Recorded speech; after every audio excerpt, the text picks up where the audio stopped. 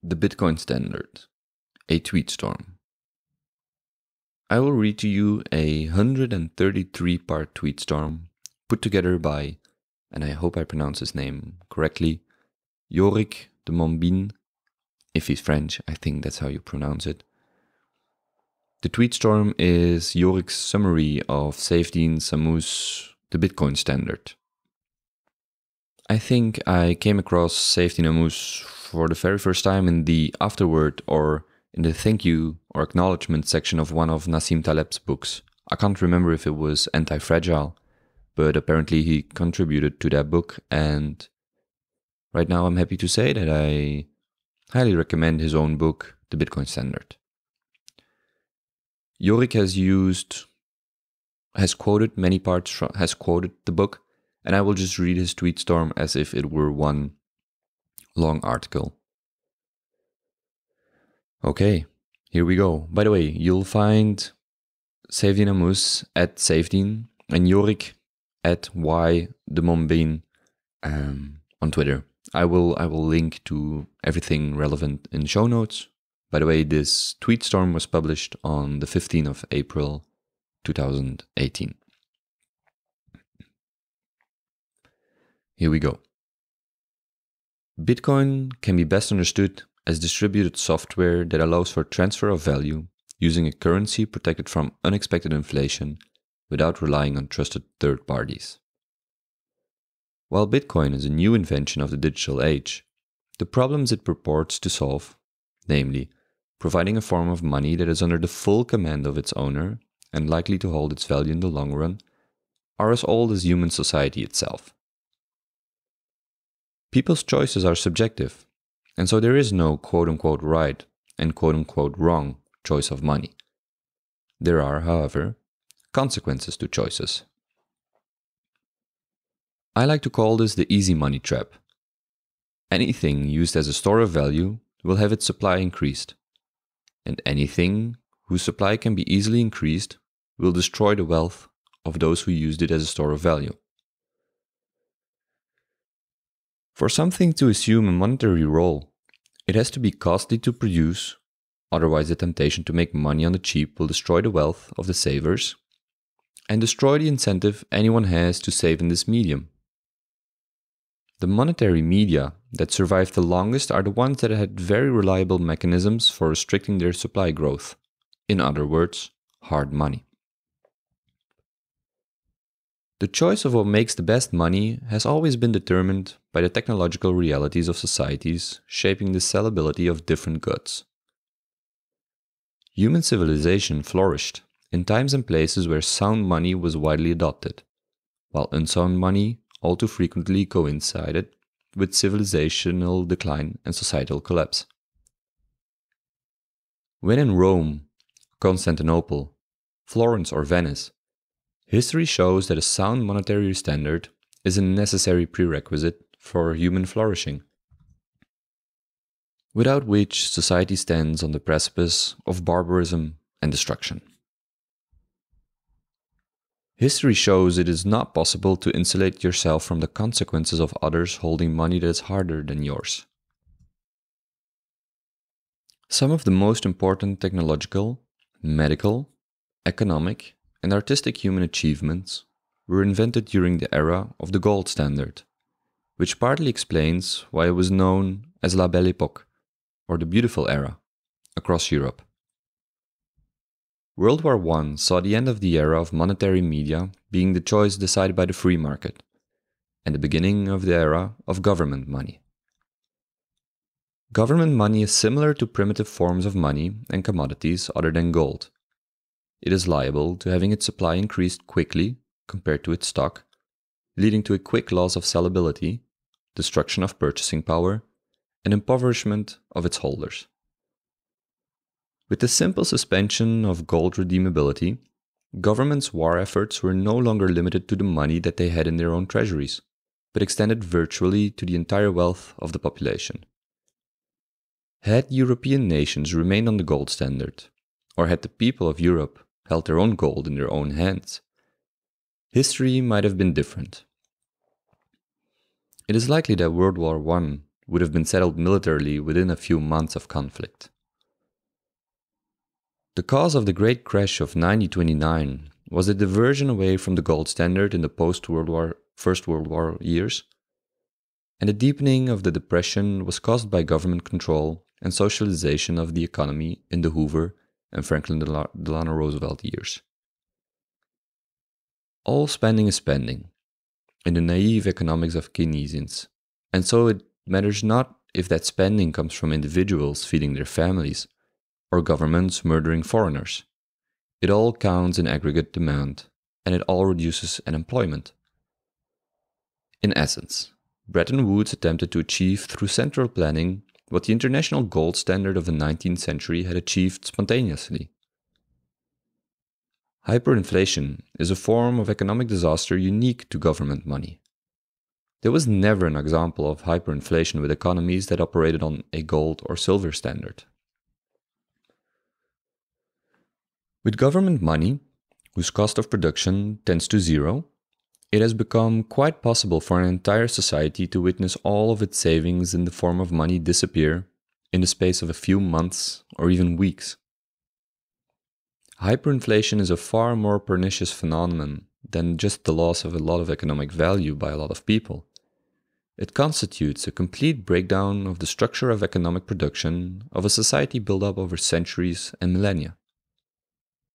Even if the textbooks were correct about the benefits of government management of the money supply, the damage from one episode of hyperinflation anywhere in the world far outweighs them. Henke and Bushnell have been able to verify 57 episodes of hyperinflation in history, only one of which occurred before the era of monetary nationalism, and that was the inflation in France in 1795, in the wake of the Mississippi bubble.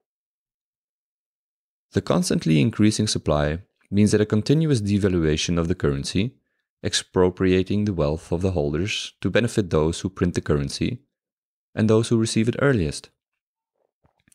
This is termed the Cantillon effect. Whether it's because of downright graft, quote, national emergency, unquote, or an infestation of inflationist schools of economics, government will always find a reason and a way to print more money, expanding government power while reducing the wealth of the currency holders. It is ironic and very telling that in the era of government money, governments themselves own far more gold in their official reserves than they did under the international gold standard of 1871 to 1914. A sound money makes service valuable to others the only avenue open for prosperity to anyone, thus concentrating society's efforts on production, cooperation, capital accumulation, and trade. The 20th century was a century of unsound money and the omnipotent state, as a market choice and money was denied by government diktat, and government-issued paper money was forced on people with the threat of violence. Sound money is an essential requirement for individual freedom from despotism and repression, as the ability of a coercive state to create money can give it undue power over its subjects, power which by its very nature will attract the least worthy and most immoral. Sound money is a prime factor in determining individual time preference, an enormously important and widely neglected aspect of individual decision-making. Time preference refers to the ratio at which individuals value the present compared to the future. Economist Hans Hermann Hoppe explains that once time preference drops enough to allow for any savings in capital of durable consumer goods formation at all, the tendency is for time preference to drop even further as a, quote, process of civilization, unquote, is initiated. Microeconomics has focused on transactions between individuals, and macroeconomics on the role of government in the economy. The most important economic decisions to any individual's well-being are the ones they conduct in their trade-offs with their future self. The better the money is at holding its value, the more it incentivizes people to delay consumption and instead dedicate resources for production in the future, leading to capital accumulation and improvement of living standards. The move from money that holds its value or appreciates to money that loses its value is very significant in the long run. Society saves less, accumulates less capital, and possibly begins to consume its capital. Civilizations prosper under a sound monetary system, but disintegrate when their monetary systems are debased, as was the case with the Romans, the Byzantines, and modern European societies. What matters in money is its purchasing power, not its quantity, and as such, any quantity of money is enough to fulfill the monetary functions, as long as it is divisible and groupable enough to satisfy holders' transactions and storage needs.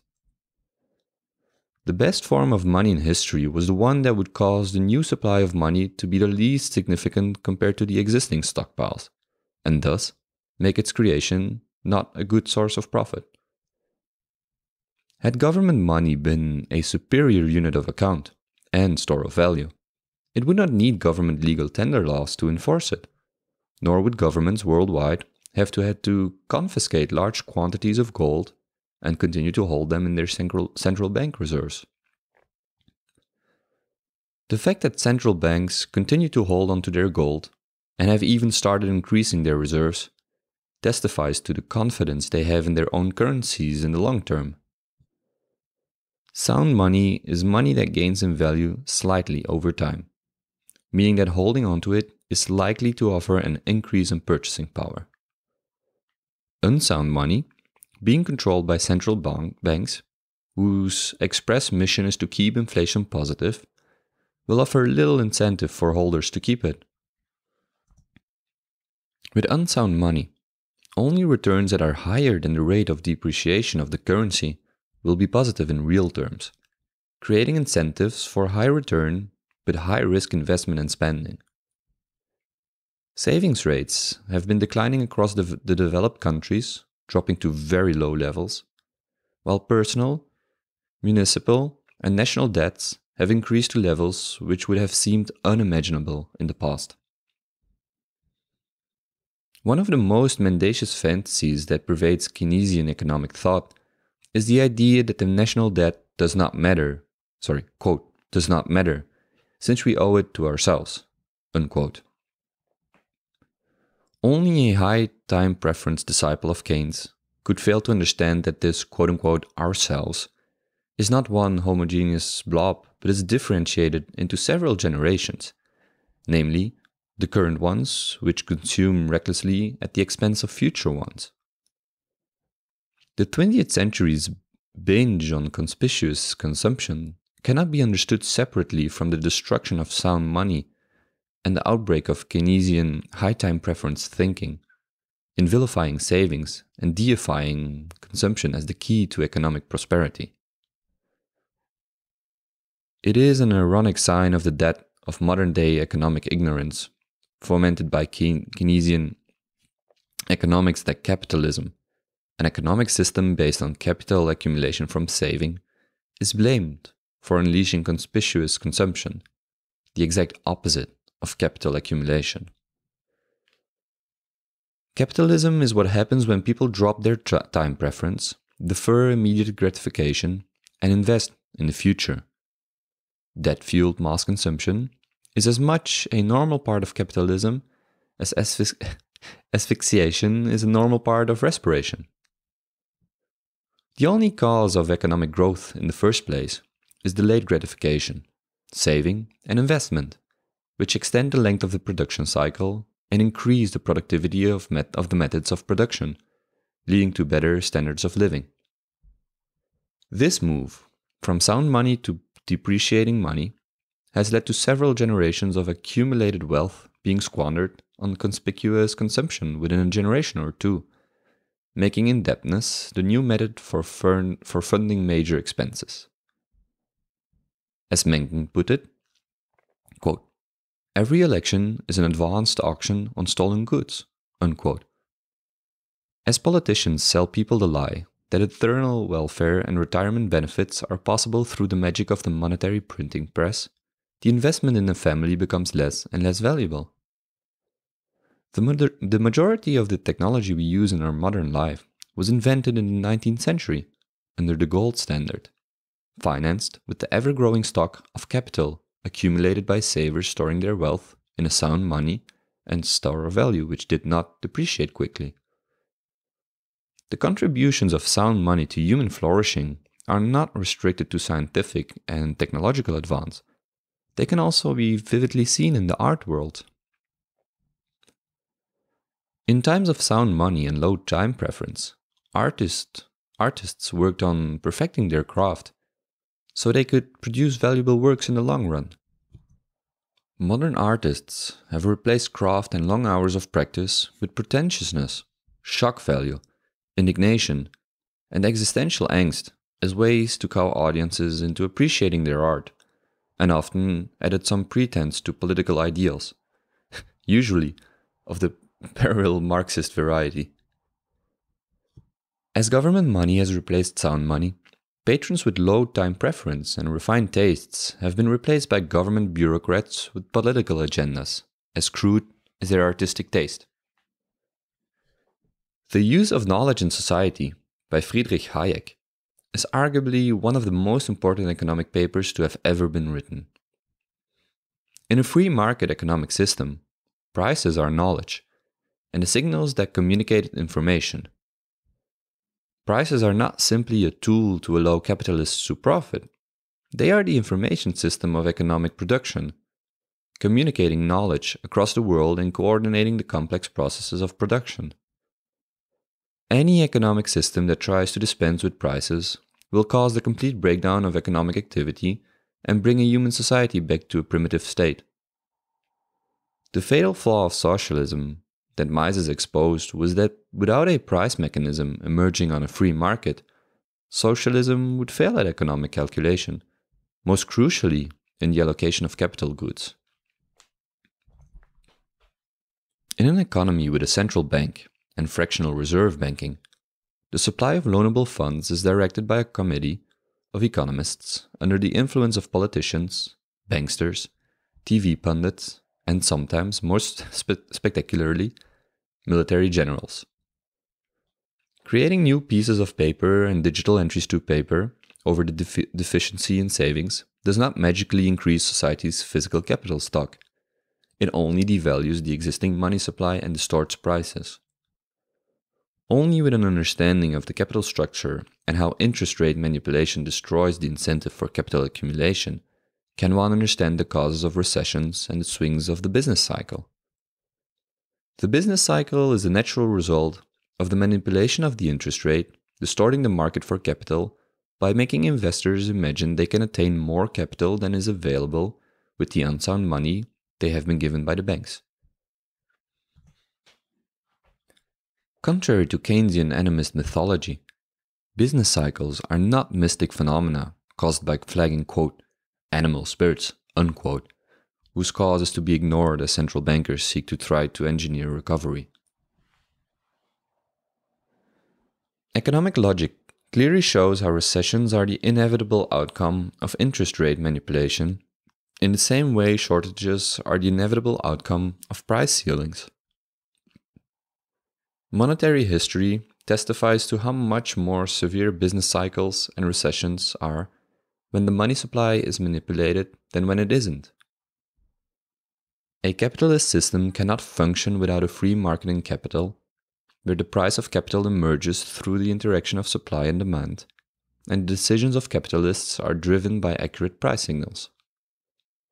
The central bank's meddling in the capital market is the root of all recessions and all the crises which most politicians, journalists, academics, and leftist activists like to blame on capitalism. Imagining that central banks can quote-unquote prevent, quote-unquote combat, or quote-unquote manage recessions is as fanciful as misguided as placing pyromaniacs and arsonists in the charge of the fire brigade. Central planning of credit markets must fail, because it destroys markets' mechanisms for price discovery, providing market participants with the accurate signals and incentives to manage their consumption and production. It is typical of the Milton Friedman band of libertarianism in that it blames the government for an economic problem, but the flawed reasoning leads to suggesting even more government intervention as a solution. Only when a central bank manipulates the money supply and interest rate does it become possible for large-scale failures across entire sectors of the economy to happen at the same time, causing waves of mass layoffs in entire industries. In a free market for money, individuals would choose the currencies they want to use, and the result would be that they would choose the currency with the reliably lowest stock-to-flow ratio. This currency would oscillate the least with changes in demand and supply. It is an astonishing fact of modern life that an entrepreneur in the year 1900 could make global economic plans and calculations, all denominated in any international currency, with no thought whatsoever given to exchange rate fluctuations. The combination of floating exchange rates and Keynesian ideology has given our world the entirely modern phenomenon of currency wars. Hard money, by taking the question of supply out of the hands of governments and their economist propagandists, would force everyone to be productive to society instead of seeking to get rich through the fool's errand of monetary manipulation. Under a sound monetary system, government had to function in a way that is unimaginable to generations reared on the 20th century news cycle. They had to be fiscally responsible. For those of us alive today, raised on the propaganda of the omnipotent governments of the 20th century, it is often hard to imagine a world in which individual freedom and responsibility supersede government authority. The fundamental scam of modernity is the idea that government needs to manage the money supply. It is an unquestioned starting assumption of all mainstream economic schools of thought and political parties. Having the ability to print money, literally and figuratively, increases the power of any government, and any government looks for anything that gives it more power. By placing a hard cap on the total supply of bitcoins, Nakamoto was clearly unpersuaded by the arguments of the standard macroeconomic textbooks, and more influenced by the Austrian school, which argues that the quantity of money itself is irrelevant. Societies with money of stable value generally develop a low time preference, learning to save and think of the future, while societies with high inflation and depreciating economies will develop high time preference, as people lose track of the importance of saving.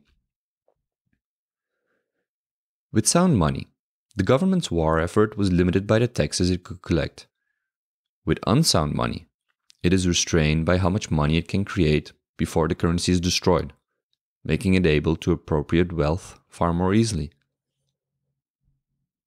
Unsound money is a particularly dangerous tool in the hands of modern democratic governments, facing constant re-election pressure. Modern voters are unlikely to favor the candidates who are upfront about the costs and benefits of their schemes. Unsound money is at the heart of the modern delusion believed by most voters and those unfortunate enough to study modern macroeconomics at university level, that government actions have no opportunity costs. It is no coincidence that when recounting the most horrific tyrants of history, one finds that every single one of them operated a system of government-issued money which was constantly inflated to finance government operation. Unsound money makes government power potentially unlimited, with large consequences to every individual, forcing politics to the center stage of their life and redirecting much of society's energy and resources to the zero-sum game of who gets to rule and how. In the world of fiat money, having access to the central bank's monetary spigots is more important than serving customers. Firms that can get low interest rate credit to operate will have a persistent advantage over competitors that cannot. Banking has evolved into a business that generates returns without risks to bankers and simultaneously creates risks without returns for everyone else. In a world where central banks allocate credit, the larger firm has an advantage in being able to secure funding at a low rate, which its smaller competitors cannot get. Bitcoin was the first engineering solution that allowed for digital payments without having to rely on a trusted third-party intermediary. By being the first digital object that is verifiably scarce, Bitcoin is the first example of digital cash. Whereas in a modern central bank, the new money created goes to finance lending and government spending, in Bitcoin, the new money goes only to those who spend resources on updating the ledger. Difficulty adjustment is the most reliable technology for making hard money and limiting the stock-to-flow ratio from rising, and it makes Bitcoin fundamentally different from every other money. Bitcoin is the hardest money ever invented. Growth in its value cannot possibly increase its supply. It can only make the network more secure and immune to attack. The security of Bitcoin lies in the asymmetry between the cost of solving the proof of work necessary to commit a transaction to the ledger and the cost of verifying its validity. The Bitcoin ledger of transactions might just be the only objective set of facts in the world. Bitcoin is the first example of a digital good whose transfer stops it from being owned by the sender. Bitcoin presents a tremendous technological leap forward in the monetary solution to the indirect exchange problem, perhaps as significant as the move from cattle and salt to gold and silver. Without a conservative monetary policy and difficulty adjustment, Bitcoin would only have succeeded theoretically as digital cash, but remained too insecure to be used widely in practice. Bitcoin's volatility derives from the fact that its supply is utterly inflexible and not responsive to demand changes, because it is programmed to grow at a predetermined rate. As the size of the market grows, along with the sophistication and the depth of the financial institutions dealing with Bitcoin, this volatility will likely decline. As long as Bitcoin is growing, its token price will behave like that of a stock of a startup, achieving very fast growth. Should Bitcoin's growth stop and stabilize, it would stop attracting high-risk investment flows and become just a normal monetary asset. Bitcoin is the cheapest way to buy the future, because Bitcoin is the only medium guaranteed to not be debased, no matter how much its value rises. The strict digital scarcity of the Bitcoin tokens combines the best elements of physical monetary media, without any of the physical drawbacks to moving and transporting it. Bitcoin might have a claim to make for being the best technology for saving ever invented. Any person who owns Bitcoin achieves a degree of economic freedom which was not possible before its invention. For the first time since the emergence of the modern state, individuals have a clear technical solution to escaping the financial cloud of the governments they live under. Bitcoin, and cryptography in general, are defensive technologies that make the cost of defending property and information far lower than the cost of attacking them. If Bitcoin continues to grow to capture a larger share of the global wealth, it may force governments to become more and more a form of voluntary organization, which can only acquire its quote-unquote taxes voluntarily by offering its subjects services that they would be willing to pay for. Contrary to popular depictions of anarchists as hoodie-clad hoodlums, Bitcoin's brand of anarchism is completely peaceful, providing individuals with the tools necessary for them to be free from government control and inflation. The invention of Bitcoin has created, from the ground up, a new independent alternative mechanism for international settlement that does not rely on any intermediary and can operate entirely separate from the existing financial infrastructure. Bitcoin can be seen as the new emerging reserve currency for online transactions, where the online equivalent of banks will issue Bitcoin-backed tokens to users while keeping their hoard of Bitcoins in cold storage. Bitcoin's advantage is that by bringing the finality of cash settlement to the digital world, it has created the fastest method for final settlement of large payments across long distances and national borders. Bitcoin can be best understood to compete with settlement payments between central banks and large financial institutions and it compares favorably to them due to its verifiable record, cryptographic security, and imperviousness to third-party security holes. Bitcoin, having no counterparty risk and no reliance on any third party, is uniquely suited to play the same role that gold played in the gold standard. If Bitcoin continues to grow in value and gets utilized by a growing number of financial institutions, it will become a reserve currency for a new form of central bank. The first central bank to buy Bitcoin will alert the rest of the central banks to the possibility and make many of them rush toward it. The first central bank purchase is likely to make the value of Bitcoin rise significantly. While central banks have mostly been dismissive of the importance of Bitcoin, this could be a luxury they may not afford for long. As hard as it might be for central bankers to believe it, Bitcoin is a direct competitor to their line of business. The modern central bank business model is being disrupted. Central banks now have no way of stopping competition by just passing laws, as they have always done. They are now up against a digital competitor that most likely cannot be brought under the physical world's laws.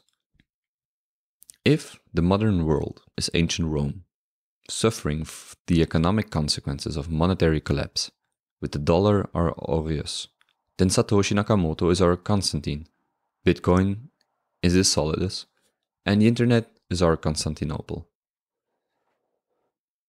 Should it achieve some sort of stability in value, Bitcoin would be superior to using national currencies for global payment settlements, as is the case today, because national currencies fluctuate in value based on each nation's and government's conditions.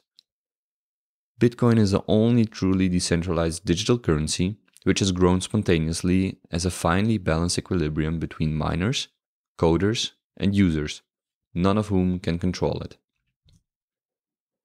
After years of watching altcoins get created, it seems impossible that any coin will recreate the adversarial standoff that exists between Bitcoin stakeholders and prevents any party from controlling payments in it. It is high time for everyone involved in Bitcoin to stop concerning themselves with the question of the identity of Nakamoto and accept that it does not matter to the operation of the technology, in the same way that the identity of the inventor of the wheel no longer matters. No single altcoin has demonstrated anything near Bitcoin's impressive resilience to change, which is down to its truly decentralized nature and the strong incentives for everyone to abide by the status quo consensus rules. Contrary to a lot of the hype surrounding Bitcoin, eliminating the need for trust in third parties is not an unquestionably good thing to do in all avenues of business and life. A non-Bitcoin blockchain combines the worst of both worlds.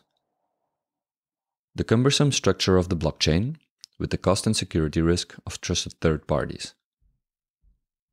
It is no wonder that 8 years after its invention, blockchain technology has not yet managed to break through in a successful, ready-for-market commercial application other than the one for which it was specifically designed: Bitcoin.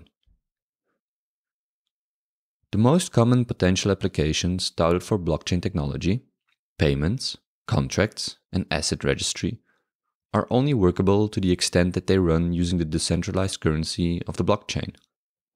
All blockchains without currencies have not moved from the prototype stage to commercial implementation because they cannot compete with current best practices in their markets. Any application of blockchain technology will only make commercial sense if its operation is reliant on the use of electronic cash, and only if electronic cash's disintermediation provides economic benefits outweighing the use of regular currencies and payment channels. This is the end of the thread.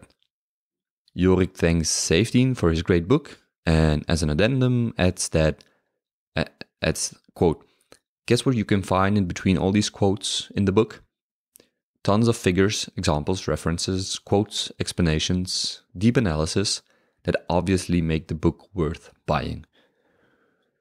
I will end on this note.